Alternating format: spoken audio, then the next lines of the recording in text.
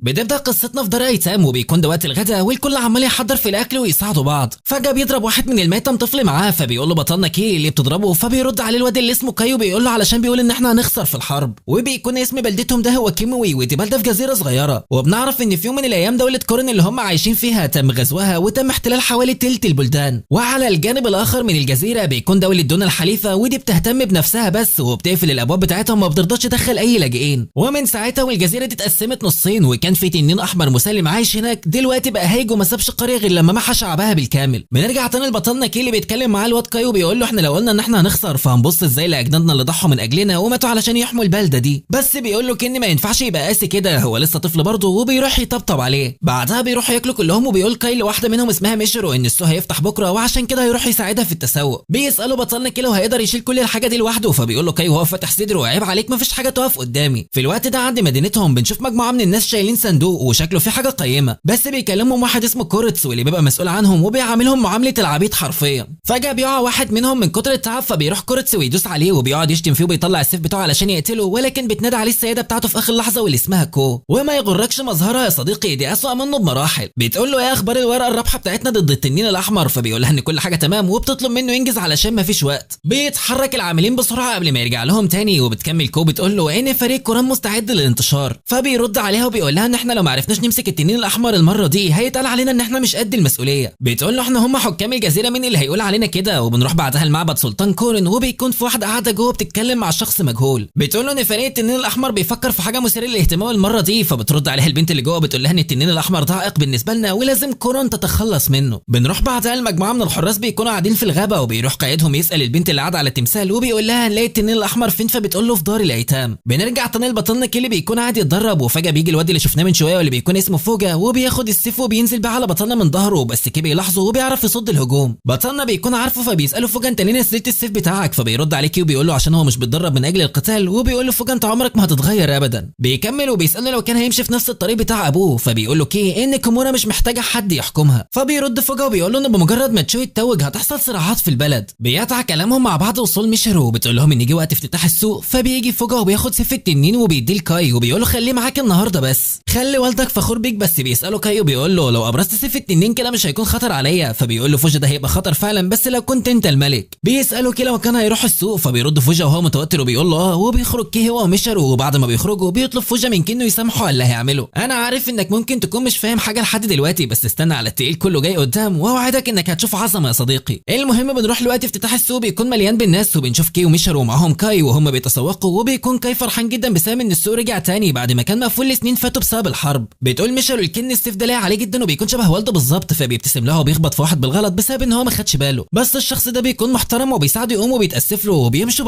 بعد ما بيمشوا بنرجع للشخص اللي خبطه ده تاني واللي بيكون اسمه سوراس، وبيكون فرحان جدا بالهواء النقي اللي في الجزيره. فبتقطع البنت اللي معاه بيكون اسمها ميريل وبتقول له لو كان فعلا هيقاتل فريق التنين الاحمر رغم ان هم لسه ما تعرفوش من اثار الحرب. فبيرد عليها وبيقول لها انه عمل اتفاق مع التنين الاسود وما عندوش اي خيار تاني، وبيكون فوجا بيصنط عليهم وسمع كل اللي بيتقال. اول لما بيمشوا بيقوموا رجالته ان هم يتحركوا، وبنروح لكي اللي بيكون في نص السوق بيشتري حاجات، وفجاه بيجي حارس وبيقول لكل اللي في المكان ان في قائد ل 500 راجل من جيش كورون هيعدي من هنا. بيأمرهم ان هم يوسعوا الطريق، واول لما الناس بيسمعوا اسم جيش كورون بيبداوا يجروا من المكان، وكي بيتفاجئ من اللي سمعوا، بس بيوصل في الوقت ده كل شفناها في الاول هي والحارس بتاعها. بيقول لها كوروتس لو كنا زودنا سرعتنا شويه ما كناش اضطرينا نعدي من المدينه المقرفه دي علشان نختصر الوقت. وبنعرف ان اللي جوه الصندوق دي هي اداه اسمها عين التنين واللي تبقى ورقتهم الرابحه ضد التنين الاحمر، وعشان كده بتطلب منه انه يسترخي. بيحس كي باحساس وحش بسبب الاداه اللي معاهم، وفجاه بيتكلم التنين اللي جوه بيقول له ان تم تحديد الملك الجديد وبيطلب منه يعمل عقد معاه، وفي المقابل هيتم تحقيق لي اي امنيه هو يطلبها. وهنا بيتكلم كوروتس وبيقول ان المفروض يكونوا ممتنين بسبب ان كو عدت بنفسها من مدينتهم، وده علشان تخلص على وريث التنين الاحمر بسبب الجرائم اللي عملها في الحرب، واللي يبقى بطلنا وهيكشفوه باستخدام عين التنين اللي معاهم في الصندوق. كده الامور بدات تتضح شويه، بس فجاه بتتحرك كو بتقرب من بطلنا وبتنادى عليه، وطبعا كي بيبقى مرعوب. بينزل من على حصانه فبتروح له بتقول له انت شايل سيف ليه؟ انت عارف ان تم اعلان حظر الاسلحه بسبب ان كروم بتحمي المدينه، ما في السبب انك تشيل السيف وبتطلب منه يرميه بعيد. بس بتتدخل ميشرو وبتقول لها ان ده سيف التنين ورث عيلتهم. الكلام ده مش بيعجب كو، بتخرج سلاحها وبتحطه على رقبتها، بس بيجي كي مكانها فبتطلب منه يرمي السيف او هتاخد حياته بداله. ما بيكونش عنده خيار تاني وبيستعد علشان يرميه، بس بتوقفه ميشرو وبالفعل مش بيرميه، وده اللي بيخلي كو تطلع سلاحها وتستعد علشان تقتله. بس فجاه بيجي فوجا وبيقتل اول حارس بيقابله، وبيقعد يقتل في حراس كو واحد ورا التاني، وبيحصل انقلاب في المكان، وده بيخلي جنود كو ينسحبوا، وساعتها بتسيب كي خالص وبتمشي بسرعه. وفجاه بيجي المكان واحده راكبه كلب طائر. طائر. بتتكلم كو بتقول زي ما هو متوقع من مبتدئين زيكم بتستخدموا كائنات بدائيه، وعنده كوروتس اللي بيامر جنوده ان هم يقتلوا المدنيين علشان ممكن يكونوا متفقين مع بعض، وفعلا بيبداوا يقتلوا فيهم بدم بارد. وبيشوف كي ماسكه ابنها الرضيع وبتاخد طلقه بتموت في وقتها، بتسيب ابنها الرضيع لا حول له ولا قوه، وده اللي بيعصب كي جدا. وعند البنت اللي طايره بتامر الحيوان بتاعها انه يهاجم، واول حاجه بيعملها انه بيوقع العربيه بتاعتهم وبعدها بينزل على الارض. ساعتها كو بتهاجمها، وبنروح في الوقت ده عند كي اللي بيقرب من عين التنين، واول لما بيعمل كده بتتحرك لوحدها وبتروح تلزق في كي، وده بيخليه يصرخ من الالم. وبيجي كوروتس في الوقت ده وبيقول اخيرا عرفتك، وبيقرب منه علشان يقتله، بس بيروح كي يدافع عنه، وهنا بتجري مشرو علشان تلحقه قبل ما يحصل له حاجه. بس فجاه بيهجم عليها كوروتس وبيطعنها في قلبها وبتقع على الارض ميته، فبيجري عليها كي وبيصرخ بسبب ان هي كانت اقرب واحده ليه، وبيروح كي علشان يضربه بس بيطيره بحركه واحده. بيتجه بعدها ناحيه كي علشان يقتله، بس في الوقت ده بينفجر فرن جنبهم وبيعمل دخان في المكان، وبيستغل كي تشتته وبياخد مشر وبيهرب. بيوصلوا المكان مهجور وبيسال نفسه المفروض يعمل ايه، فلو بقى الملك فكده الحرب هتقوم من تاني. كان فاكر ان لو بعد عن عرش الملك فالحرب هتبعد عنه، بس الحرب لسه شغاله ومش سايباه في حاله. ساعتها بيتكلم التنين وبيقول له اعمل معاه عقد وهحقق لك امنيه واحده وهديك قوتي، وبيفكر كي بجد المره دي وفعلا بيوافق. بيقول له انا عايز اغير العالم، وبيتم التعاقد واللي بسببه كي بيصرخ من الالم، وبيطلب من التنين انه ينفذ امنيته. بيطلب منه انه ينقذ مشرو، بس فجاه ايد كي بتتحرك لوحدها وبتاخد السيف وبتوجهه ناحيه مشرو، وبيحاول كي يمنع نفسه، بس بيقول له التنين ان هو لازم يقدم اضحيه، وده علشان يتم التعاقد بشكل رسمي. وهنا بيرجع كي في كلامه وبيحاول يمنع نفسه بس ما بيقدرش، وبيخترق السيف مشرو اللي بتكون لسه فيها الروح، وقبل ما تموت بتقول له ان هي مش زعلانه منه وبتطلب منه يغير العالم، وبتفرق الحياه في مشهد صعب جدا. هنا بيدخل دمها داخل عين التنين، وبيقول التنين بنفسه ان تم استيفاء الشروط، وبيوصل كوروتس في اللحظه دي. ما بيستناش وبيهجم عليه، بس بيصد كي كل ضرباته بسهوله، وده اللي بيفاجئ كوروتس، وبيقعد يهجم عليه ولكن بيصد كل ضرباته. بيترعب كوروتس، وهنا بيهجم عليه كي بقوه التنين، وبيحصل انفجار قوي بيخلص عليه، وبيجذب الانفجار ده انتباه كل اللي في المكان، واول لما بتشوف كو بتهرب على طول. بيعدي الوقت معانا وبيتجمع فريق التنين الاحمر، وبيروح ينحني في وجه الكي بسبب انه بقى رسميا وريث التنين الاحمر. هنا بيكلموا كي وبيقولوا انت اصريت ان اخد السيف معايا، وده معناه ان انت كنت عارف ان هم هيعدوا من هنا، ليه عملت كده يا فوجا؟ في الوقت ده بيحدف عليه كاي حجر وبيقول له وهو بيعيط انت اللي قتلت اختي، وبيقعد يصرخ فيه، وبعد كده بيروح يقعد لوحده. بيجيله في الوقت ده البنت صاحبه الحيوان الطاير واللي اسمها ماكي، وبتساله لو كان يبقى اخو مشرو، فبيقول لها وهو زعلان لا. وفي الوقت ده بتيجي البنت اللي كانت عند معبد سلطان كورون، واول لما بيشوفها الكلب بتاع ماكي بيكون هينبح، بس بتستخدم قوتها وبتهيمن عليه، بتخليه يسكت. وبنرجع تاني لماكي اللي بتقول له ان مشرو قالت لها قبل كده ان هي عندها استعداد تكون هي ضحيه وريث التنين، وهي دلوقتي بالعكس هتكون مبسوطه. فبيقول لها كاي يعني كلامك ده معناه ان كي مش هو اللي قتلها بالمعنى الحرفي. وعند كي فوجا بيتكلم معاه بيقول له ان جه وقت استرجاع البلد من الحكومه الفاسده وكرون، وبيكون كي لحد دلوقتي مش مصدق انه خلاص بقى وريث التنين. بس فوجا بيقول له ان القوه اللي اظهرها لما كان بيقاتل دي اكيد تبقى قوه التنين الاحمر، وبيطلب منه يروح لمكان امن، وده علشان تعزيزات قوات كرون هتوصل هنا على حدود الفجر. فجاه بيقطع كلامه ووصول الشخص اللي كي خبطه لما كان في السوق، وبيقول لهم ان ده مش هيساعدهم، فبيسالوه هو مين، فبيقول لهم ان هو جاي من دانتا. فبيتعصب الحراس وبيقولوا له جالك جرأه تيجي لحد هنا بنفسك. وهنا بيقوم فوجا بيناديه فارس التنين الاسود، والبنت اللي معاه دي بتعرف عن نفسها وبتكون هي المرافقه بتاعته. بيقول فوجا ان في 30 واحد في العالم بيلقبوا بفارس التنين الاسود، ومش مصدق ان في واحد منهم واقف قدامه دلوقتي. بيساله كي بيقول له واحد عظيم زيك بيعمل ايه هنا، بس بيرد عليه بيقول له انت هو العظيم يا كي، انت هو الملك الشرعي للبلاد. وبيقول له ان تم اختياره علشان يكون في فريق التنين الاحمر خلاص. بنروح بعدها لسجن اسمه شوكا، وبنشوف شخصين داخل السجن، وبيقول واحد منهم للتاني انه مش مصدق انه اتعاف في وقت زي ده، فبيرد عليه التاني بيقول له ان ما ينفعش نسيبه يخرج.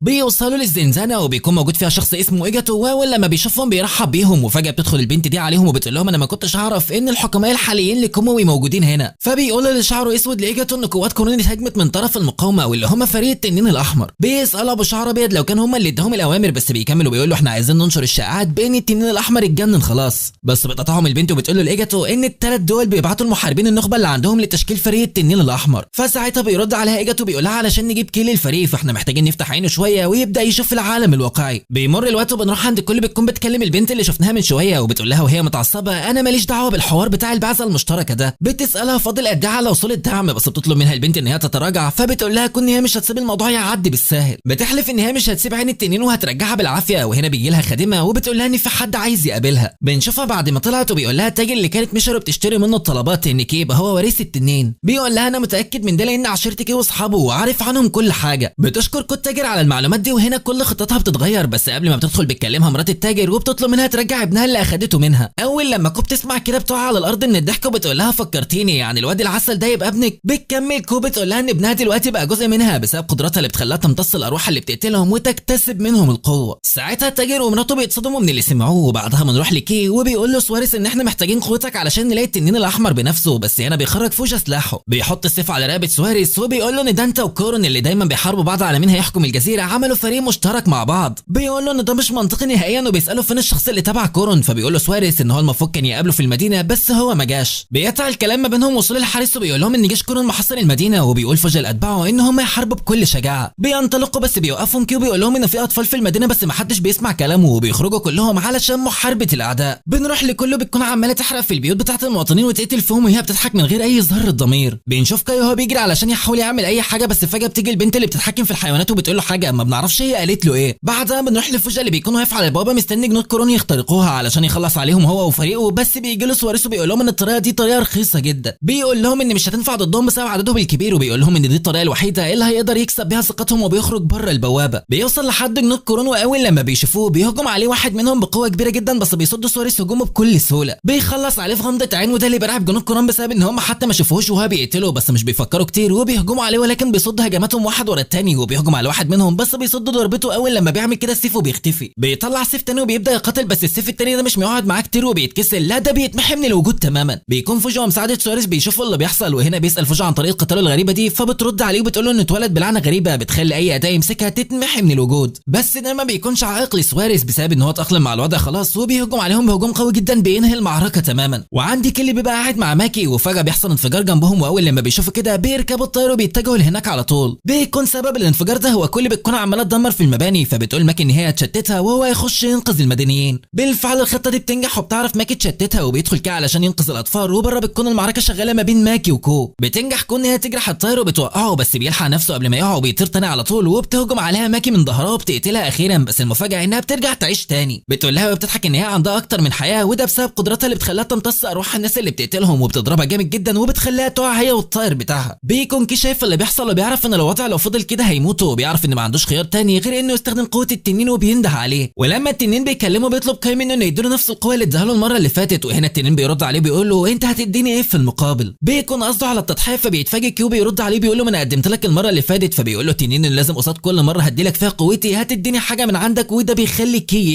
بيبكي بسبب انه عارف انه محتاج يقتل حد عزيز عليه مره تانية. وهنا بيقول كاي انه يختاره هو، وده اللي بيرعب كي بسبب انه مش عايز يعمل كده، بس بيقول له كاي اقتلني بنفس الطريقه اللي قتلت بها ميشرو، في المقابل هتقتل كو وتكسب المعركه. بيروح كاي ياخد السيف علشان يقتل نفسه، بس كي بيرفض، فبيقول له كاي انت الملك ولازم تضحي بحاجات مقابل حاجات تانية. بيساله لو كان هيسيب كل الاطفال دول يموتوا رغم ان ممكن يموت شخص واحد بس. وفجاه بتيجي كو بتهجم على بطلنا وبتحدفه بعيد، وبتروح علشان تاخد عين التنين منه، بس بيجي كايو بينط عليها وبيحاول يمنعها قبل ما توصل له، ولكن بضربه واحده بتخلص عليه، فبيصرخ كاي جامد، ولكن قبل ما يعمل اي حاجه بيتكلم التنين وبيقول له تم استيفاء الشروط. بيستغرب كيو بيقول انا ما قتلتهوش، وبتكون البنت الغريبه دي واقفه بتتفرج على كل حاجه، فبيتكلم السلاح بتاعها اللي بالمناسبه بيتكلم عادي، وبيقول ان ده اسمه الهجر، بيبقى ممثل للقتال بالظبط، ودي الطريقه اللي بيحسب بها التنين التضحيه. بنرجع تاني عند كاي اللي بيكون بيلفظ انفاسه الاخيره وبيطلب منه ياخد حقه وحق ميشرو ويخلص العالم من الفساد. بيعتذر له عن اي كلمه قالها في حقه وحشه وبيموت، وبيقف كي وهنا بتهجم عليكم بسرعه بس ما تعرفش ان هي كده حكمت على روحها بالموت. بيصد كي ضربتها بهجوم مضاد وبيحصل انفجار قوي جدا في المكان، بس المفاجاه ان كي بيخرج من غير ولا اي خدش. بيتهجم كو عليه مره ثانيه بس بيصد كل ضرباتها بكل سهوله، وفجاه بيهجم عليها بقوه التنين وبيحرقها نهائي، وبيتم الانتهاء من القتال من غير ما يتلمس. بعد شويه بنشوف فوجا وسواريز وهم واقفين مع بعض، وبيقول لهم كي انه قرر ينضم للفريق بتاع سواريز المشترك بسبب انه عايز يقابل التنين الاحمر بنفسه. بيطلب من فوجا انه يحمي الاطفال اليتامى دول في غيابه، وبيكون واضح الحزن على فوجا. وفجاه وهو واقف بتهجم على الارواح اللي كانت مع كو، بس بتظهر البنت اللي بتعرف تتحكم في الحيوانات واللي بنعرف ان اسمها شون، وبتقتل الارواح قبل ما توصل له. اول لما سواريز بيشوفها بيقول ان دي الممثله بتاعت كورونو اللي بتروح تحضن كي وبتطلب منه ان هم يكونوا اصدقاء، وبيستغرب كي من طلبها الغريب ده. ومعلومه على السريع كده سواريز يبقى ده الممثل بتاع دانتا، واللي تبقى المملكه اللي كانت حليفه البلد كي بس رفضت انها تدخلهم عندها في الحرب، وشون هي الممثله بتاعت كورون. بيجي الوقت اللي فريقنا هيتحرك فيه، بس قبل ما يعملوا اي حاجه بيقول لهم سواريز تعالوا ناكل في اي مطعم علشان ما نجوعش في الطريق، بس بيقطعهم كيو بيقول لهم يسبقوهم وهو هيروح يعمل حاجه وهيحصلهم وبيسيبهم وبيمشي. بتروح ماكي مع كيو ما بتبقاش غير سواريز وشون اللي بتقول له ان هي هتنضم ليه، فبتقول له المساعده بتاعته اللي اسمها مرال لان دي فرصه حلوه علشان يتعرف عليها، بس بيتحرج وشه بيجيب الوان وبيقول لها انه جاي هنا علشان يعمل مهمته مش عشان يتعرف، وبيقول لها في ودانها بص على كميه المعلومات اللي هطلعها منها واحنا بناكل، وبيغمز لها. بيطلب منها تديله فلوس علشان يدفع حق الاكل لانه مفلس، فبتبص له باحتقار كده وبترمي له الفلوس وبتطلب منه يستمتع بوقته معاها وبتمشي. بيروح لكي اللي كان رايح يودع ميشرو وكاي قبل ما نمشي وبيقعد عندهم، ولما بنرجع تاني لسواريز هو وشون بيكونوا قاعدين في مطعم غالي جدا. بيسالها سواريز لو كانت الحاجه الغريبه اللي معاها دي تبقى السلاح الخاص بيها، فبتقول له مش بالظبط كده، فهو سلاحه في نفس الوقت لا. بتقول له اللي موجود هنا ده يبقى حياتها، فبيرد على سواريز وبيقول لها بمعنى تاني ان اللي موجود هنا ده سلاح بس ما ينفعش تستخدميه بتهور. بس شكل البت بتقفشه وبتقرب منه فجأة وبتساله هو انت ايه اللي مخليك مهتم بيها كده، وبيبقى واضح ان هي مش سهله خالص، مش بيعرف يطلع منها باي معلومه وبتصب له كاس. فبيقول لها وهو متوتر لا مش زي ما انت فاكره. بيشرب العصير وبيقول لها انا بقى مش بيحصل ما بيني وما بين 99% من الادوات اللي بستعملها توافق، وبيتكسر الكاس اللي في ايده علشان كده بيقول لها انه مش بيرتبط باي اداه ابدا، وده طبعا بسبب لعنته. بيسالها ايه السبب اللي خلاها تقول ان دي حياتها، فبترد عليه وبتقول له ان الاداه دي هي اللي اختارتها. بيستغرب سواريز من كلامها بس بتكمل وبتقول له ان بنسبه كبيره الادوات مش بتحبك وعشان كده بتتكسر. الكلمه دي بتلمس حاجه جوه سواريز وبيفتكر لما كان طفل وبيبقى واضح انه كان بيتعذب. بيفضلوا قاعدين يتكلموا مع بعض شويه وبيجي الوقت اللي هيتحركوا فيه، وبتكون طريقه التنقل بتاعتهم عباره عن افيال. بنعرف ان وجهتهم اللي جايه هتكون شخص اسمه افا، وبيقولوا ان هو صاحب التنين الاحمر وهيحاولوا يطلعوا منه باي معلومه، والراجل ده لقبه التاجر الذي لا يموت. وبيبدا الفريق بتاعنا في التحرك. في الوقت ده بنروح لسجن شوكا وبنشوف فوجا وهو عند الشخص اللي اسمه اوجاتو، وبيقول له هو مش انضمامنا لدانتا وكورون هيبقى في خطر علينا، وده طبعا يعني بسبب ان احنا معارضين لألاعيبهم. فبيرد عليه اوجاتو وبيقول له مستحيل كورون يقتل كي طالما هو جزء من البعثه اللي طالعه، وده هيأمن لنا وقت كافي علشان نحضر نفسنا، وبيطلب منه يساعد كي على قد ما يقدر. بنرجع تاني لكي وفريقه اللي بيكونوا وصلوا المكان يستريحوا فيه، وبيسيب كي فريقه وبيروح يتمشى في قريه محروقه بسبب التنين الاحمر قبل كده. فجاه وهو بيتمشى بيهجم عليه وحش بدون سابق انذار، ولكن بياخد باله في اخر لحظه وبيتفادى الهجوم ده. بتسمع ماكي صوته وبتوصل على طول وبتضرب الوحش ده ضربه بالطياره وبتخلص عليه، بس للاسف الطار بتاعها بيتجرح. فبتقول ماكي الكن مهمتي حمايتك وعشان كده نادي عليا لما تحس بخطر، وهنا بيسيبها كي وبيمشي من غير ولا كلمه. بنروح بعدها لسواريز اللي بتصحي فجاه ميرال وبتقول له ان هي عملت تقرير عن شون وكتبته في ورقه وبتوريه له. بيكون مكتوب فيه ان هي قاتله مشتركه مع كرون وعندها مهارات عاليه جدا، بس بيرد عليها سواريز وبيقول لها ان دي خلفيه ما ينفعش تكون عند حد في البعث نهائي. فبتساله هيعملوا ايه علشان هم يدخلوا اراضي كرون بكره وما عندهمش وقت، وبتقول له ان ده الوقت المناسب علشان يعملوا في اي حاجه. فبيقول لها نعمل ايه يعني لو من ناحيه الخلفيه فاحنا خلفيتنا اسوأ منها بكتير، وده غير ان انا جاي لي اوامر من التنين الاسود بقتل التنين الاحمر. في الوقت ده بتكون شون قاعده مع سلاحها اللي بيقول لها ان الجزيره دي مليانه حاجات قيمه علشان يتغذوا عليها، فبتقول له ان هي هتتاكد تقدم له افضل الغنايم من طفل التنين الاحمر لحد التنين الاسود. وطبعا التنين الاحمر بنفسه بيكون في ريحه غدر طالعه من البيت دي، وشكل الاثنين بيترصدوا البطل كي. وبعد شويه وقت مش طويل من السفر بيوصلوا المدينه بيستريحوا فيها، وهنا بتقول ميرال لان المدينه دي هي تبقى افضل قاعده لجيش كوران المحتل، وعشان كده شون راحت تجمع شويه معلومات ومستنيين رجوعها. وبيطلب سواريز من كي انه يروح يودي الاكل لماكي. بيقول له بما انها صاحبتك، فبيتفاجئ من كلمه صاحبته دي بس بيروح يودي لها الاكل فعلا. بتكون ماكي قاعده في مخزن مع حيوانها الاليف، فبتقول له ان هي بتاكل من الاكل اللي بياكله الحيوان بتاعها، وده اللي بيفاجئه جدا. وبتكمل كلامه بتقول له بما انك صاحب ميشرو فانا هحميك من غير اي مقابل، بسبب ان انا كنت بحب ميشرو جدا وبحسبها افضل صديقه. بس ملامح كي بتتغير من الحزن وبيقول لها انا اللي قتلت ميشرو. فبترد عليه وبتقول له لا ده بسبب ان التنين الاحمر طلب صاحبتك وانت ما كانش عندك اي خيار تاني. فبيقول له عشان كده انا مش هكون اي صداقات تانيه، وده بيوضح ليه كان بيتجاهل التعامل مع الناس وبيسيبهم ويمشي طول الفتره اللي فاتت. وعندي شون اللي بتكون ماشيه في زقاق مهجور، وفجاه بيطلع قدامها شخص ماسك بندقيه وبيقول لها انا جيت انتقم لسيدتي كو. بيجي واحد تاني من وراها بيقول لها انا مش فارق معايا ايه المهمه السريه اللي انت فيها، بس ما فيش اي حاجه هتبرر خيانتك. ساعتها بيتكلم السلاح بتاعه وبيقول لها اخيرا انا جعان جدا. بتضحك وبتقول له تحت امرك يا سيدي، وبيهجم عليها الجنود ولكنها بتتفادى كل ضرباتهم بسهوله ورشاقه وبتتسلق الجدران لحد ما بتوصل للسقف. بتقول لهم يمكن ده اخر صفه تشوفوه في حياتكم، وبتستخدم قوتها وبيطلع منها هاله قويه جدا. اول لما بيشوفها واحد من الجنود بيتم السيطره عليه وبيحصل كده مع باقي الجنود، وفجاه بيبداوا يقاتلوا في بعض. بتروح شون عند اخر واحد فيهم وبتتخلص منه، وبتتضح ان قوتها جباره وبتنزل تاني كانها ما عملتش اي حاجه. فبيتكلم السيف بتاعها وبيقول لها انه شبع جدا، ووقتها بترجعوا الصندوق اللي كان فيه. بيعدي الوقت معانا وبيوصلوا لمعسكر تابع جيش كرون، وبنشوف داخل المعسكر القياده بتاعتهم بتقول لاتباعها احنا لازم نعمل حاجه قبل ما جيش دانتا يدخل، وعشان كده مفيش قدامنا اي حل غير اننا ندفع الدين بتاعنا للتاجر الذي لا يموت. وفي الغابه المباشره للمعسكر بيكون فريقنا قاعد هناك بيراقبوا كل اللي بيحصل بالمنظار. بتقول لهم ميرال ان قوات دانتا بقياده ريكا متجهين لهنا دلوقتي، والمدينه اللي موجود فيها التاجر علشان يوصلوا لها لازم يعدوا من هنا، وطبعا لو الجنود لمحوهم مش هيسيبوهم. فبيفكروا انه يخلوا الحرب تحصل ما بين دانتا وكرون، وساعتها هم يتسللوا من ما بينهم ويوصلوا هناك. بس المشكله الاكبر ان محدش فيهم يعرف مهارات التسلل غير شون، وعشان كده بيقرروا انها تروح لوحدها تاخد المعلومات وتيجي، بس بيطلب منها كاين ان هي تاخده معاها علشان هو اكتر واحد عارف التنين الاحمر. بتوافق شون على طلبه وبيوصلوا لحد المدينه، وبتشيل شون كي وبتبدا تتسلق الجدار العالي بتاع المدينه، وبتقعد تتنقل ما بين البيوت لحد ما بيدخلوا بيت غريب مليان حاجات مش مفهومه. فجاه بيحس كي بحاجه من وراه، بيبص ما بيلاقيش حاجه، وبتساله شون بيعمل ايه، فبيقول لها ان حاسس في حاجه اتحركت من وراه. ما بيحطش في باله وقتها ولكنه بيحس بنفس الحركه تاني، ولما بيلف ما بيلاقيش حاجه برضه. فبتقول له شون مش من الاحترام انك تهزر مع حد اكبر منك، بس فجاه بيظهر كائن غريب، واول لما بتشوف شون بتاخد كي وبترجع لورا. بيقول لهم الكائن ده انا افا، وبيعرف كي وشون ان ده هو التاجر، وبيكون شكله مش بشري اصلا. تاني يوم بيحصل احتفال في المدينه، وده اللي بيكون معصب قياده المعسكر بتاع كرون جدا، واللي بتكون مهمتها هي محاصره المدينه. بيكون الاحتفال ده بمناسبه صحيان افا بعد ما كان نايم لفتره، وبنشوف كاي وشون وهم على راس العربيه بتاعه الاحتفال. افا بيكون بعت ناس من عنده علشان يجيبوا باقي الفريق، وبالفعل بيجيبوهم. بيبقى افا طاير في الجو كنوع من الاحتفال، بس بنشوف قائده المعسكر اللي بتكون بتنشن عليه وبتضربه وبتصيبه فعلا وبيقع على الارض ميت على طول. بتفرح ان هي عملت كده جدا، بس بعدها بنروح للفريق بتاعنا في قصر افا وبيكون الفريق كله قاعد، وهناك بيغير الخدم بتوع افا راسه اللي باظت وبيرجع احسن من الاول. بيتاسف لهم علشان خلاهم يستنوه وبيقول لهم ان الجنرال كاجو استهدفت اغلى مكان بالنسبه له، كاجو دي تبقى قائده المعسكر اللي ضربته من شويه. فبتقول له ميريل ان جيش كارون هيحاصر المدينه مع العلم ان قوات دانت بتقرب. بتتكلم شنو بتقول لهم ايه رايكم نخلي الحرب تحصل واستغل تشتتهم وخلص على القائدين بتوعهم، بس بيقول لها بطلنا انه عايز طريقه ينهي بقى الحرب من غير ما يأذي حد، بيقترح ان هم يتكلموا معاهم. فبيرد سواريز وبيقول هم على الابواب خلاص، بس شون بترجح فكره كيو بترشحها. في الوقت ده بيقول التاجر انه لو عرف يتفاوض معاهم ساعتها يعترف ان هو يستحق يسمع رساله التنين الاحمر. بيروح كاي وشون وماكل عند المعسكر علشان يتفاوضوا فعلا، واول لما بيوصلوا كاجو بتعمل حاجز بقوتها وبتخرج شون بره. بتاخد كيو ماكي وبتدخل، بس بتمنع ماكي من الدخول عند نقطه معينه وبيضطر كأنه يكمل لوحده. وعلى الناحيه الثانيه بنشوف وصول سواريز وميريل عند جيش دانتا علشان يتفاوضوا معاه. بنرجع تاني الكل تطلب منه كاجو يقول اللي عنده، وهنا بيطلع رساله الاعتذار اللي اداها له افا. واول لما بتعرف ان هي من افا بتتعصب وبتخرج سلاحها وبتاخد من الورقه وبتقسمها نصين، وده اللي بيفاجئ كيو. بيسالها بتعمل ايه، بتقول له بطل عبط. فبيسالها لو كانت هتهاجم ناس ابرياء ما لهمش دعوه بحاجه، فبتقول له انا خسرت ناس عزيزه عليا، حتى الجنرال الكل كنت بعتز بيها وما بتبقاش عارفه ان هو اللي قتلها اصلا. بينتقل بينا المشهد عند افا اللي بيقول للاتباع انه عارف ان كاجو عمرها ما هتقرا رساله، وبكده مش هيكون عنده حل غير انه يقاتلها. وبنرجع تاني لبطلنا كي اللي بيكون استوعب دلوقتي المقلب اللي اتعمل فيه من افا، وبيعرف ان هو جابه هنا علشان يقتل الجنرال اصلا، بس عشان يعمل كده لازم يضحي بصديق للتنين الاحمر. ولما بتشوف كاجو بيبص لها بالنظره دي بتتعصب جامد وبتروح تضربه وبتوقعه على الارض. في نفس الوقت كانت ماكي بتخلص على كل الجنود اللي واقفين بره، واول لما بتدخل بتطلب من كين يقتلها وبيبقى عارف ان هو ما عندوش خيار تاني، بس رغم كده بيعيط لانه هيخسر اي حد يقرب منه، وهيفضل الوضع على كده لحد ما يخسر كل اللي يعرفهم. بيقول لها قتلك ازاي واحنا حتى ما لحقناش نبقى اصحاب. وهنا بتفهم الجنرال من كلامه ان لو ماكي ماتت فهي هتموت هي كمان، وعشان كده بتفكر قبل ما تعمل اي حاجه وبتيجي في بالكي فكره. وبيقول ان الجنرال ما تعرفش ان افا لسه عايش، ولو قال لها كده ممكن النتيجه تتغير. وبيقول لها ان افا لسه عايش وبيطلب منها تقرا الرساله دي لو عايزه تعيش. وفعلا بتروح تجيب الرساله وبتبدا تقراها، واول لما بتخلصها بتقول له تمام انا موافقه، وده اللي بيخلي كي يستغرب. بيقول لها موافقه على ايه، ده مجرد اعتذار، وده بيخليها تضحك وبتقول له ده اعلان للسلام. وبتخرج تقول للباقي جنودها ان خلاص اعلنوا هدنه، وده بيخليهم يفرحوا جدا. بتكون شون واقفه بتتفرج وبتسال نفسها يا ترى ايه اللي عمله كي، وبعدها بتودع كاجو كي وبيروح هو وماكي وبيركبوا الطائر بتاعها علشان يمشوا. وبعد شويه وقت بنروح لبطلنا بيبقى واقف قدام افا وبيقول له التاجر انه اعترف بيه خلاص بسبب اللي عمله. بيطلب منه انه يجمع اعضاء فريقه دلوقتي علشان هيتكلم عن التنين الاحمر. واول لما بيخرج بيلاقي ماكي في وشه وبتساله انت ليه ما قتلتنيش ساعتها، مش انت قلت ان انا مش صاحبتك ولا عشان صاحبتك ما قتلتنيش؟ لكنه مش بيرد عليها وبيمشي، رغم انه بيبقى في اشد مراحل الحزن علشان هو عارف ان هيجي اليوم اللي هيضطر يقتلها فيه. المهم بعدها بيتجمع الكل عند افا وبيفتكر افا لما كان بيتكلم مع التنين وبيقول له ان هيجي يوم يتغير فيه ومش هيبقى على طبيعته. بيقول له التنين لو ده حصل يبقى روح بركان اوغاني وهتلاقي هناك حاجه انا سايبها بنفسي. وبيقول لهم كي انه هيروح للبركان وبيوافق الكل حتى افا بيجي معاهم. بنشوفهم وهم في طريقهم للبركان وبيكون كي قاعد مع افا في عربيته وبيساله لو كان ابوه جده مر بنفس اللي بيحصل له ده. فبيرد عليه افا وبيقول له ان اول مره يسمع عن قوه زي قوته دي. بيوصلوا للصحراء فبيخيموا فيها علشان الليل قرب يجي، وبتكون الميه اللي معاهم قلت، وعشان كده بتقول لهم شون ان هي هتروح تدور على اي مصدر مياه قريب وهترجع لهم تاني. بتمشي واول لما بتبعد عن نظرهم بتبدا تجري بسرعه وبيسالها السيف بتاعها هي بتفكر في ايه بالظبط. فبتقول له ان هي مش هتسيب التنين الاحمر يروح لحد غيرها. بنشوف كاجو هي وجيشها عند البركان وبتكون متجهه للتنين هي كمان بسبب ان دي كانت امنيه كو عايزه تحققها لها. بتكون بعتت مجموعه من الجنود بتوعها علشان يكتشفوا المكان، بس المفاجاه ان هم بيرجعوا وملامح الصدمه على وشهم من اللي شافوه. بيبقوا شبه اتجننوا، وبيقول واحد منهم ان شاف ناس بتمشي على الحمم البركانيه من غير ما يحصل لهم اي حاجه. بتؤمر كاجو يستجوبهم ويعرفوا منهم اللي حصل، وبتروح هي الخيمه بتاعتها واول لما بتدخل بتتصدم لان المكان كله بيكون متدمر. وفجاه بتظهر شون بتسالها لو كانت رايحه للتنين الاحمر بارادتها ومحدش طلب منها تعمل كده ولا في حاجه تانية. فبتجاوب كاجو بتقول لها ان هي رايحه علشان كو كانت عايزه تعمل كده وعشان هي عايزه تحقق لها امنيتها. اول لما بتسمع شون كلامها بتقرر ان هي تسيبها وتمشي، بس فجاه بتطلع كاجو بنطقتها وبتوجهها ناحيتها وبتقول لها انا سمعت انك بتقتلي الحلفاء. ما بتبقاش عارفه السبب بس بتستعد علشان تقتلها، ولكن فجاه بتخرج شون سلاحها واول لما بتعمل كده بتخرج منه الهاله اللي بتتلاعب في الناس. بالفعل بتنجح ان هي تتحكم فيها وبتروح علشان تقتلها، بس فجاه بيحصل حاجه غريبه وهجومها مش بيصيبها خالص بسبب ان عندها مهاره مضاده. شون بتبقى عايزه تقتلها بس بيقول لها السيف بتاعها ان مفيش فايده من تضييع الوقت ده، وبتسمع كلامه وبتتحرك بسرعه. بيجي تاني يوم وبنشوف شون وهي قاعده مع الفريق ولا كأن في اي حاجه حصلت، وبقى قاعدين ياكلوا. وبيجي الليل وبيكون كل واحد فيهم نايم في الخيمه بتاعته، بس فجاه الافيال اللي بره بتبدا تطلع صوت عالي وبيكون ده بسبب ان في اشخاص شكلهم غريب بيهجموا عليهم. بتصحى شون على الصوت وبتقتلهم كلهم بضربه واحده منها بسبب ضعفهم، ولكن بيكون الاوان فات وبيموت الفيل. فجاه بيهجم عليهم وحش جولم عملاق وبيطير افا هو وكاي وبتحارب شون الجولم، بس بيضرب الجولم ده افا وبيوقعه على الارض. وهنا بيوصل سواريز بيخلص عليه سواريز، بس فجاه بيقوم تاني ولا كأن اي حاجه حصلت وبيهجم عليهم بمجموعه من الصخور، ولكن سواريز بيصدهم كلهم بكل سهوله. لكن هجوم الوحش ده بيخلي الارض بيتشق ويخرج منها حمم بركانيه بسبب ان هم خلاص وصلوا للبركان. وهنا بيقرب سواريز من الحمم وبيحدف حرشه في التنين الاسود، وبسبب اللي عمله ده بتتحول كل حاجه للون الاسود، بس في المقابل الحمم دي بتقف والوحوش كلها بيقعوا مره واحده. لكن الجولم الوحيد هو اللي بيبقى عايش ومكمل، وبتهجم عليه ماكي وبتخرج منه ناب تنين بيبقى محشور جواه، وفجاه الصخور اللي حواليه بتتكسر وبيظهر شخص من داخل الجولم ده اسمه ايزون. بتبقى ماكي عارفاه ومتفاجئه ان هو لسه عايش، ولكنه بيتعصب جامد وبيبقى مش في وعيه نهائي، وبتستغل شون الفرصه وبتقعد تهجم عليه وبتمتص قوته بالسلاح بتاعها، بس بيضربها الجولم ده بيحدفها بعيد، وبتقول ماكي مع نفسها ان هي هتقتله وهتحصله على طول. بس في الوقت ده بيتحول واحد من صحاب كي الوحش بعد ما اتقتل ورجع مره تانية، وهنا بيقول كي بعد تفكير كتير انه هيضحي بيه علشان التنين وبيروح يهجم عليه، ولكنه بيطلع السيف بتاعه وبيطعنه، بس بيتفاجئ ان هو اللي بيطلب منه يخلص عليه مقابل ان الباقي ينجو، ومثل ان هو تم قتله علشان لو ما كانش عمل كده كي ما كانش هيوافق يقتله. ساعتها بيطلب كي من التنين انه يديله قوته، بس التنين مش بيرد عليه وبيموت صاحبه في مشهد محزن جدا، وبيطلب تاني من التنين بس ما بيردش عليه برضه، وبيقعد ينادي بس ما فيش اي استجابه. كي بيتعصب جدا لانه كده ضحى بواحد صاحبه من غير اي فايده. ساعتها بيجي له سواريز وبيقول له ده معناه ان الروح ما كانتش كفايه، وطبعا كي بيحزن جدا. بيتجه سواريز ناحيه الجولم وبيفتكر لما كان داخل مكان اسمه ضريح التنين الاسود وبيشوف سيف قدامه وبيروح علشان ياخده، ولكن لعنته بتشتغل وبتمحي السيف. ساعتها بيظهر له التنين وبيساله لو كان عايز يتخلص منها، فبيقول له سواريز ان ده حلم بالنسبه له، فبيرد عليه التنين وبيقول له انت عارف ان في تنين من التنانين السبعه موجود في بلد كوموري، وده هو التنين الاحمر، والتنين ده بقى مجنون وبيطلب منه ان هو يقتله، وفي المقابل هيشيل منه اللعنه، فبيوافق سواريز من غير اي كلام. ساعتها بيعينوا التنين من الفرسان السود، وبنرجع تاني لسواريز اللي بيستخدم قوه التنين الاسود، وبيطلع منه قوه مرعبه بتملى المكان كله. بيهجم على الجولم ده وبيخلص عليه بضربه واحده بس من قوه التنين، وساعتها بنعرف قد ايه التنانين قويه جدا. في الوقت ده شون بتكون شايفه اللي بيحصل وبتتفاجئ من قوته، وبيقول لها سيفها ان عنده فضول يشوف ايه اللي هيحصل لو سواريز مسكه. وبعد وقت مش طويل بيتجمع الفريق وبيقول لهم ان الناب ده تقريبا هو الحاجه اللي التنين الاحمر سابها، وفجاه بتتصل عليه الخادمه بتاعته بتقول له ان في حاجه بتحصل في المدينه، وبنشوف شخص غريب بيقول للشعب ان البنت اللي معاه دي تبقى هي الوارثه الشرعيه للامبراطوريه، وبيكون اسمها اونوري. واللي كي اول لما بيسمع اسمها بتجيله حاله صدمه، فبتساله ماكي لو يعرفها، فبيقول لها ان دي تبقى اخته الصغيره، فبترد عليه ماكي وهي مستغربه وبتقول له انت مش عيلتك كلها ماتت؟ فبيقول لها كي والله انا كنت فاكر كده انا كمان. في الوقت ده بتدخل شنو بتقول له يبقى انت لازم تقابلها بنفسك، وبتكون فقدت دراعها بسبب الضربه اللي اخدتها من الجولم. فجاه البركان اللي هم فيه بيتنشط وبتبدا الحمم البركانيه تخرج منه، وده بيبقى خطر جدا على المعسكر بسبب انه قريب جدا من البركان. ساعتها بيخرج الشخص اللي شفناه في السجن، وبنعرف ان اسمه سايمون، وبيستخدم قوته وبيخرج منه هاله قويه جدا قريبه من هاله سواريز، وبيعمل بها شق عملاق في الارض بيمنع وصول الحمى من المعسكر. بينبهر الفريق وبنعرف ان هو قائد في الجيش، وبيقول سايمون ان القوه اللي اداها له التنين الاسود المفروض تكون قلت النص في الجزيره دي، وزي ما توقعنا بيكون هو فارس من الفرسان السود هو كمان. بيمر الوقت وبيوصلوا المدينه بتاعتهم مره ثانيه، وساعتها بتستقبله اخته اونوري بالاحضان، وبيتفاجئ لما بيعرف ان هي اخته فعلا لسه عايشه. بتقول له انا عايز اقدم لك حد، وفجاه بتدخل ميشارو وازاي وهو كان مضحي بيها للتنين. بيتصدم ساعتها وما بيكونش فاهم حاجه، وبتيجي ماكي علشان تروح لميشارو بسبب ان هي اكتر واحده عارفاها، بس الجنود بيمنعوها، بيكون شكل الموضوع ده فيه ان بنروح لكي وماكي اللي بيكونوا قاعدين في القصر بتاع افا، واللي بتقول له ان ميشارو ماتت واونري هي كمان ماتت. بس بيدخل عليهم فوجا وبيقول لهم ان اونري كانت عايشه بامر من ايجاتو هو اللي جابها هنا، وبيتفاجئ كي لما بيعرف ان ايجاتو كان مخبيها طول الوقت ده. بيفتكر في الوقت ده كي لما ابوه وامه ماتوا بسبب جيش كوران، وساعتها جاله ايجاتو وقال له انه هينقذ اخته اونري. بيفوقوا ساعتها فوجا وبيقول له انه راح مره يزور ايجاتو في السجن ولقى هناك اونري، وبيقول له ايجاتو انه خباها بسبب ان لو كوران عارف ان الوارثين الشرعيين لسه عايشين هيتحرك على طول. ساعتها بتتكلم ماكي وبتقول له طب كده عرفنا ان اونري عايشه، ميشارو اللي انت قتلتها بنفسك؟ فبيرد عليها فوجا بيقول لها انا عارف اونري لكن ميشارو لا. بيطلبوا منه ان هم يتكلموا معاها وعند افا اللي بيطلب من شون حاجه ما بنعرفش ايه هي، في مقابل انه يصنع لها دراع آلية. بيتوافق على طلبه وبيقول للخادمه بتاعته انه وعد مراته المتوفيه ان هو هيحميها، وبيطبطب عليها. بنروح في الوقت ده الكل بيكون وصل لعند اخته، بيقابل هناك ميشارو، وبتكون ماكي واقفه بره بسبب ان هي ممنوعه من الدخول لسبب ما. بتكون هتموت وتدخل، بس بيجي افا وبيقول لها انت كده هتاذي كي مش هتساعديه، وبياخدها وبيروحوا يتكلموا مع بعض. بتتكلم معاه وبتقول له ان ميشارو اتقتلت وقدمت روحها للتنين، ولو فعلا ما كانتش ماتت كان التنين ساعتها رفض يدي قوته لكي. وساعتها بيوريها افا اللي بيحصل هناك بسبب ان بيبقى حاطط كاميرات في كل حته في المدينه. وبنرجع تاني لعند كي، اخته بتتكلم معاه وقتها وبتقول له احنا اتولدنا كتوائم وانا اللي اخترت ان اكون الملكه للمدينه. بتشوف ماكي كل اللي بيحصل ده وبتقول احنا قتلنا علشان نخلي كي هو الملك مش هي. وساعتها بتيجي ميشارو وبتحضن كي اللي بيعيط بسبب كده، وبتكون نظرات ميشارو مش طبيعيه. بعدها بيخرج كي من عندهم وبتقابله ماكي وبتقول له انت الملك يا كي، واللي بيكون شبه اقتنع بكلام اخته. فبيقول لها ان ميشارو عايشه وده المهم دلوقتي، ولكن بترد عليه وبتقول له ان ميشارو ماتت علشان تبقى الملك يا كي واحنا دفناها بنفسنا، وبتسيبه وبتمشي وبتروح لافا اللي بيقول لها ان ميشارو بقى لها على الوضع ده ايام ما بتتحركش من مكانها، وده بيكون اكبر دليل على انها مش ميشارو الحقيقيه، بس بيكونوا عايزين دليل قطعي يثبت ده. وبيجي الليل بعدها وبنشوف ماكي رايحه للقصر اللي موجود في انر وميشارو، وبترشي الحارس اللي هناك وبتطلب منه يوصل لميشارو ان هي عايزه تقابلها بره. ما بيعديش وقت كتير وبتيجي ميشارو فعلا، وبيروحوا يتكلموا مع بعض، وبتسالها ماكي لو كانت فاكره اول مره اتقابلوا فيها. ساعتها بتطلب منها ميشارو ان هي تحمي كي، وفجاه بتروح ميشارو علشان تحضنها، بس بتبعد عنها ماكي وبتقول لها ان ده معناه انك مش فاكره صح؟ فبترد عليها ميشرو بابتسامه سامجه، وده اللي بياكد لماكي ان دي مش ميشرو الحقيقيه، وبتقطع الشق باليقين وبتامر الطاير بتاعها ان هو يهجم عليهم وما بنعرفش ايه اللي حصل بعدها. بيجي بعدها تاني يوم وبيجمع قفل كله حتى الراجل اللي كان مع اونوري اول مره، لانه بنسبه كبيره هو اللي ورا كل حاجه بتحصل. بيجيب معاه ميشرو، وهنا بتقول لهم ماكي ان ميشرو عباره عن نسخه غير حقيقيه، بس الراجل اللي اسمه كيبا ده بينفي الموضوع نهائي. بيقول لهم طبعا مستحيل، بس بتكمل ماكي وبتقول لهم ان ميشرو ماتت. فبيرد عليها سواريز وبيقول لها انا كنت عارف ده بسبب ان انا شفتها بتموت قدام عينيا، بس بيقول لهم كيها عايشه هي وقاعده معانا. فبتقول لهم شوني ان هي اكتشفت بعد سنوات من الخبره علشان تتاكد ان الشخص مات لازم دماغه تتقطع. فساعتها بيتكلم كيبا وبيقول لهم علشان تتهموا اتهام زي ده لازم يكون عندكم ادله. وساعتها ماكي بتوقف كل ده وبتقول لهم ان هي قتلت ميشرو امبارح، وده اللي بيصدم الكل وبيطلع عفا ليهم التسجيل اللي حصل امبارح، وماكي بتقتلها، وده اللي بيخلي العجوز كيبا مصدوم ومش عارف يقول ايه. ساعتها بتدخل اونوري وبتقول لهم ايوه هي نسخه في مشكله، وبتكمل وبتقول لهم ان ميشرو شخص عزيز على اخوها وعملت النسخه دي علشان تستخدم قوتها. وطبعا زي ما انتم شايفين كده لا تمت للواقع بصله، نسخه من غير روح. وطبعا الكل بيتفاجئوا من اللي سمعوه. بياخد كي اخته بيروح يكلمها لوحدهم وبيسالها لو فعلا اللي قالته ده يبقى صح. فبترد عليه بكل برود وبتقول له انا كنت بحسب ان الكل عارف. فبيقول لها انت عملت كده ازاي؟ فبتقول له دي القوه اللي التنين اداها لي. بيبقى عندها عين زي كي بالظبط، وده اللي بيتفاجئ كي منه. بنرجع تاني عند افا والباقي وبيكون بيراقب كي بالكاميرات بتاعته، بس فجاه بتكسر اونري كل الكاميرات اللي مستخبيه، وده اللي بيفاجئ افا بسبب ان هما كانوا مستخبيين كويس. بنرجع تاني عند اونري بعد ما كسرت كل الكاميرات وبتكلم اخوها بنبره حاده وبتقول له اوعى تثق في البعثه المشتركه دي ابدا، فكل هدفهم هو تدمير التنين الاحمر. بيكملوا كلام ولكن ما بنعرفش قالوا ايه بالظبط، وبيخرجوا بعد ما يخلصوا كلام وبيعترف كي ان ميشرو نسخه من صنع اونري. ساعتها بيتعصب كيبا جدا وبيقول لها انه ما طلبش منها تعمل حاجه زي دي، وبيشدها وبيخرج بره الاجتماع وبيخرج فوجا بعدها على طول. بيمر الوقت وبنروح لسواريز وبنشوفه وهو قاعد في اوضته، وفجاه بيختل توازنه وبيحس ان العقد اللي عمله مع التنين الاسود بيحصل له حاجه غريبه. بيتألم بسبب اللي حصل، وساعتها بيكلموا التنين الاسود وبيطلب منه ينجز ويقتل التنين الاحمر بسرعه علشان يحكم الجزيره اللي التنين الاحمر مسكها. فبيسالوا سواريز ايه اللي هيحصل لسكان الجزيره بعد ما ده يحصل. فبيقول له التنين ان هم مش هيموتوا بس هيدوا له كل السحر بتاعهم. بيقول له هديلك مكافاه علشان تنجز واللي هي حمايه ضد اي نصل، وبيديها له فعلا، بس بيتألم سواريز بسبب كده جدا. في الوقت ده بتدخل عليه المساعده بتاعته على صوت صراخه العالي وبتساله لو كان ده التنين الاسود. فبيقول لها ايوه. فبترد عليه باستغراب وبتقول له هو مش احنا في اراضي التنين الاحمر، هو ليه بيتواصل معاك دلوقتي؟ فبيرد عليها وبيقول لها ده بسبب انه عارف ان انا انقذت كي وعشان كده طلب مني ان انا انجز واقتله. بنروح عند كي اللي بيكون قاعد يفتكر كلام اخته اللي قالته له، وبتقول له ان هو لازم يقتل فريق البعثه او هم اللي هيقتلوه. بيكون الموضوع ده صعب عليه جدا لانه اعتبرهم اصحابه، بس فجاه بيكلموا التنين، ولكن المفاجاه ان هو مش التنين الاحمر. ده بيقول له ان هو واحد من التنانين واللي يبقى قرين التنين الاحمر، وبيكون هو التنين الاسود، وبيقول له احسن لك تستسلم وتسيب كل حاجه تمشي زي ما انا مخطط. بيفوق بعدها كي وبيروح للتجمع اللي بيبقى لسه معمول ومش بيلاقي هناك ميشرو، وبيسالها هي فين. فبترد عليه ماكي وبتقول له ان كيبا جه خدها بحجه انه عايز يستجوبها. بيتعصب كي جدا وبيقول لهم هو انتوا محدش فيكم ساعدها. فبيرد عليه افا وبيقول له ان هي تبقى مساعد اونري وعشان كده ما تكلموش. بتقول له شون انت شخص طيب جدا وعارفه انك زعلان على فراقها وعارفه يعني ايه تكون متعلق بحاجه وفجاه تختفي من حياتك، بس خليك عارف طالما اختفت مستحيل ترجع تاني بشكلها الاصلي، وحتى لو رجعت هيكون اتبنى ما بينكم حاجز مستحيل يتهدى او ترجعوا زي زمان تاني. بيجري كي من عندهم وبنشوفه بعد ما خرج بيقابل سواريز اللي بينادي عليه، بس بيفتكر كي لما التنين الاسود قال له ان سواريز يبقى تبعه وبيجري على طول وبيكمل في طريقه، بس سواريز مش بيسيبه وبيروح وراه. بيدخلوا في ممر صغير وبيشوف كي واحد قدامه وبيطلب منه يساعده من الاثنين دول اللي بيجروا وراه وهم سواريز والمساعده بتاعته، وبالفعل الراجل بيساعده بيقول له انت ليه بتطرد الطفل ده؟ فبيرد عليه سواريز وبيقول له ان ده سوء تفاهم مش اكتر. وعندي كي اللي بيكون وصل لقلعه اخته بيدخلها، واول لما بيدخل بيلاقي المكان كله متدمر والحراس مقتولين وهي قاعده فوقهم. بيسالوا فين ميشرو، فبتقول له ما تقلقش حتى لو ماتت هرجعها لك مره ثانيه عادي. وبتقول له ان شون عندها سيف قوي جدا وعاجبها، وده بيصدم كي بسبب ان هو حتى ما شافش سيفها غير مره واحده. بتكمل اخته وبتقول له ان هي عايزه تشوف قوته اللي اخدها من التنين، فبيقول لها ان هو مش هيستخدم القوه دي مره ثانيه. وبيكمل وبيقول لها لو شون حصل لها حاجه مستحيل كوران يسكت، ده غير ان سواريز وافا مش هيسكتوا هم كمان. فبتقول له خلاص نقتلهم كلهم، مش هم عملوا البعثه دي علشان يقتلوا التنين الاحمر يبقى نتغدى بيهم قبل ما يتحشوا بينا. بتقول له لو كان في حد فيهم بتحبه هبقى ارجعه لك بقدراتي. وبتكون مجنونه حرفيا، وفي الوقت اللي كان التنين الاحمر بيحرق وبيقتل فيه الناس كانت هي عماله تضحك بسبب اللي بيعمله. بتبقى فكرتها ان هي تخلص على الكل بس الاشخاص اللي بتحبهم ترجعهم مره ثانيه على شكل نسخ. وبيقول كيف سره انها بتحسب ان التنين الاحمر بقى مجنون بسببها، وبالطريقه دي هتقتل الكل فعلا. وبيجاريها وبيقول لها ان هو هيسمع كلامها بس الاول هيروح يزور ايجاتو. بتفرح جدا من ده وبتقول له يعني انت معايا؟ فبيرد عليها وبيقول لها ايوه. فبتروح تحضنه. بيقول كي مع نفسه ان هم حتى لو وحشين فهم هموتوا طول الفتره اللي فاتت دي، ده حتى عشان خسرت دراعها بسببه وعشان كده مش هيسمح لحد انه يؤذيهم. بيروح بعدها لغرفه ميشرو، واول لما بيدخل بيلاقي ان الارض كلها دم حرفيا وبيتصدم من اللي شافه. بيلاقي قدامه ميشرو اللي بيكون وشها مشوه هي وفوجا، وفوجا بيقول لها ما تتدخلش. بياخد فوجا كي وبيروح يتمشوا في الغابه، ولما بيسالوا كي ايه اللي حصل بالظبط بيقول له لما كايبا جاب ميشرو وقعد يهزق اونري بسبب ان هي خبت حاجه زي كده، ساعتها ميشرو هاجت بقت عامله زي الوحش وقتلت كل جنود كايبا وقتلته هو شخصيا، وكل ده بيحصل قدام اونري اللي كانت بتتفرج وهي ساكته. بعد كده بيقابلوا ميشرو واونري وهم ماشيين في الغابه، فبيقرب كي من ميشرو وبيخرج السيف بتاعه بيطعنها بيه. بيقتلها قدام فوجا واخته، بس هنا اونري بتقول له ان هي مش هتموت ومفيش اي فايده من اللي بيعمله. ساعتها بينادي كي على التنين الاحمر وبيقول له لو ينفع النسخ تكون اضحيه ليه، وفعلا بيرد التنين وبيقول له مفيش مشكله، وساعتها بيطلب منه انه يحرق كل حته في جسم ميشارو وده عشان ما ترجعش مره ثانيه، وبيضرب عليها قوه التنين القويه جدا وبيحرقها عن بكره ابيها، وبيقول لها قبل ما تختفي ان هو ما نساش الطلب بتاعها لما قالت له انه عايزاه يكون الملك. في نفس الوقت عند سواريز اللي بيقابل سايمون وبيسلموا على بعض وبيكونوا كلهم بيدوروا على كي بس مش بيلاقوه، وبيدخلوا غرفه كده علشان يشوفوه فيها ولكن بيتفاجئوا بوجود جثه جواها. بيتجمعوا كلهم مره ثانيه بس المره دي ما بيكونش كي موجود، وبيقول لهم افا ان اللي قتل الجثه دي كانت هي ميشارو، وده بيشيل الشك اللي كان عندهم. وبيتكلم واحد منهم وبيقول ان دي خطه من كوران ودانتا علشان يخلوهم يقتلوا بعض. بنرجع تاني لكي وفوجا اللي بيكونوا لسه بيتمشوا في الغابه، وهنا بيحس فوجا بوجود شخص فبيقول لهم يقفوا، وبتامر اونري الخادمين بتوعها ان هم يتحركوا. فجاه بيتحولوا لوحوش نفس اللي حصل لميشارو، وبيتفاجئ فوجا بيقول لها حتى دول عباره عن نسخ. بيكون الشخص اللي حس بيه ده هو ماكي، وبيروح وحش من الاثنين يخنقها، وبتروح اونري وتقول لها انت اللي عملت كده في الغابه، انت اللي خليت الطاقه السحريه اللي فاتت تلوث. وبتتكلم مع اخوها بتقول له هي دي الطريقه اللي احتلوا بها الغابه وعايزين يقتلوا التنين الاحمر. بيقول فوجا ان التنين الاحمر اتجنن خلاص فعلا، وساعتها بيفكها الوحش بتاعها من النسخه، وبتروح ماكي لعند كي وبتقول له اقتلني ولكنه بيرفض. بتقول ماكي لاونري ان هي مش الملكه وكي الوحيد اللي يقدر يستخدم قوه التنين الكامله، وساعتها بتروح اونري لحد ماكي وبتقول لها انت بتحسبي نفسك عزيزه على كي؟ لا انت مجرد خادمه عنده واخرك تكون تضحيه ليه ولقوته، وده لو حصل التنين مش هيقبل روحك وعشان كده هو مش راضي يقتلك. والكلام ده بيخلي ماكي تعيط، وساعتها بيوقفها كي عن الكلام. بيطلب من ماكي ان هي ترجع لافا وبيمشي، ولكن قبل ما يمشي بتقول له ماكي هو انت فعلا شايف ان حياتي ملهاش قيمه؟ وطبعا ده بيكون عكس اللي هو شايفه، ولكنه بيقول لها ايوه وبيمشي، وده بسبب انه عايز يحميها ومش عايزها تموت. وبنروح لعند افا اللي بيدي شون دراعها الالي، وبتنبهر بمقابل ان هي جابت له ناب التنين. ساعتها بتقول له ان الناب ده افضل سلاح ممكن تقتل بيه التنين الاحمر، فبياخد افا الناب وبيروح يحطه في صندوق وبيقول لها ما تتدخليش في اللي مالكيش فيه. بتروح بعد كده تقابل سواريز وبتقول له ان البعثه دي كانت عباره عن تضييع وقت مش اكتر، فبيقول لها احنا مالنا، كل اللي علينا ان احنا نعمل مهمتنا وبس. فبتقول له ايوه عندك حق، وبيقولوا الاثنين في نفس واحد نفس الجمله، وهي ان هم هينقذوا كي علشان التنين الاحمر. بتساله شون وبتقول له مش قتل كاي هيكون في مصلحتنا، فبيرد عليها وبيقول لها بصراحه مش عارف، وساعتها بتقول له انا اللي هقتل التنين الاحمر. بيسالها انت ليه مصر على قتله، فبتقول له السؤال ده عامل زي ما تكون بتسالني انت بتتنفسي ليه. بتقرب منه بتكون لسه هتخرج سلاحها، بس فجاه بيجي شخص تبع جيش قران وبياخدها، وبنعرف ان ناب التنين اللي اخده قفا من شون هيروح لفريق التنين الاسود. بتكون شون بتراقب كل تحركاتهم لحد ما بيوصلوا للسفينه وبياخدوا معاهم الناب بتاع التنين، وساعتها بتهجم شون على الفارسه اللي معاها الناب. بتكون واحده من فرسان التنين الاسود وبتخطط تقتلها وتاخد الناب وتهرب. ساعتها الفارسه بتبتسم وفجاه بيخرج من البحر شيطان وبيهجم على شون، وبتعرف تصد هجومه بصعوبه. بتقول شون مع نفسها ما توقعتش ان هي تكون شايله معاها وحش شيطاني، بس فجاه الوحش ده بيرجع تاني للبحر في نص الهجوم. ساعتها بتستغرب شون فبيقول لها السيف بتاعها ان ده وحش شيطاني مش بيظهر غير في الظلام، وبيكون رجع تاني للبحر بسبب ان ظل السفينه راح، وعشان كده بيقول لها لازم تنجزي قبل ما الشمس تروح. وساعتها ظل السفينه بيجي مره تانية وبيهجم عليها على طول، ولكنها بتستخدم قوه الايد اللي اداها لها افا وبتقتله بيها. ساعتها بتخرج الفارسه اللي اسمها ماتي قوه التنين الاسود وبتهجم بها على شون، وبيحصل تصادم ما بين قوى الاثنين وبيتحدفوا بعيد عن بعض.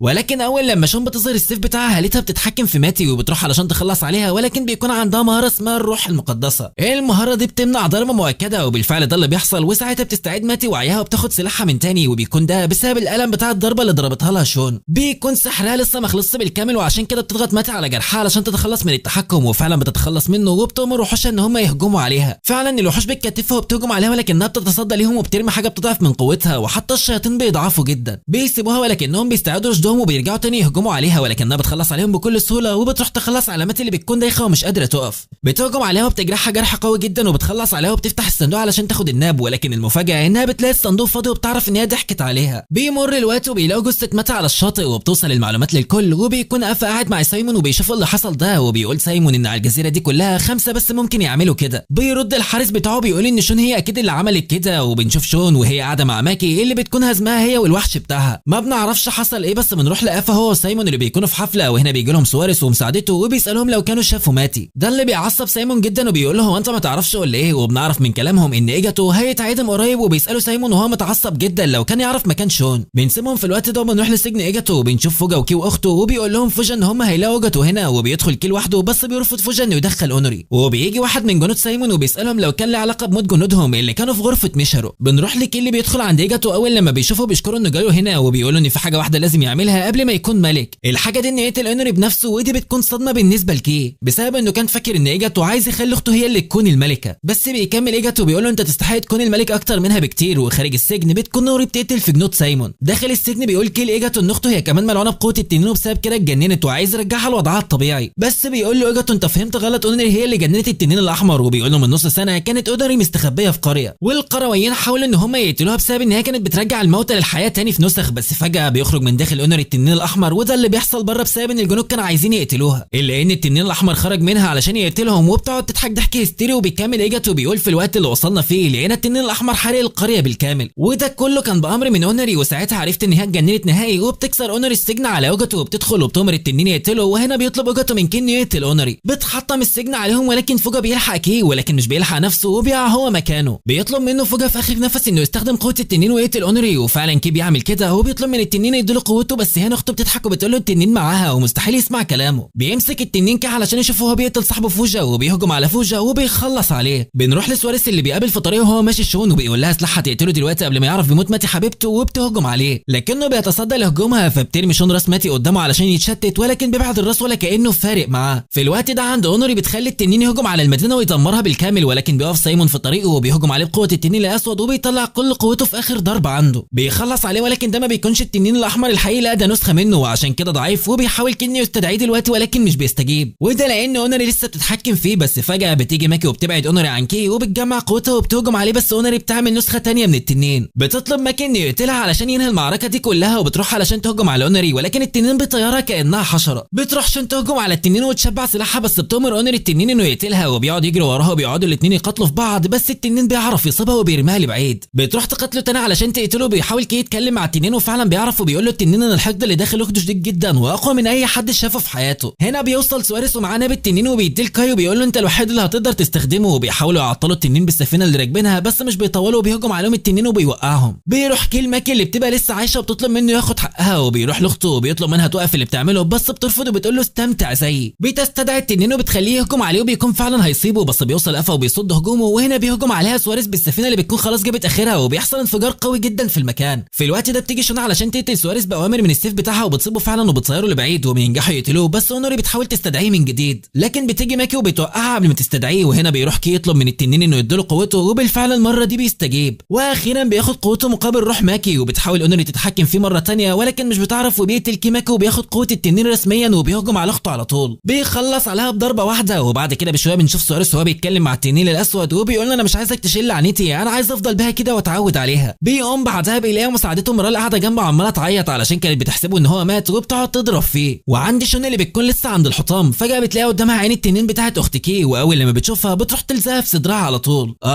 كده بقى عندنا وريث تاني للتنين، شكلنا مش هنخلص من الشغلانه دي يا جدعان. هي ترى ايه اللي هيحصل بعد كده؟ الله اعلم. المهم ان الفيديو النهارده خلص، فما تنساش تعمل لايك للفيديو ده وسبسكرايب في القناه وتصلي على نبي، اللهم صل على سيدنا محمد وعلى اله وصحبه اجمعين، واشوفكم الفيديو الجاي. سبحان الله وبحمده، سبحان ربي العظيم، وسلام.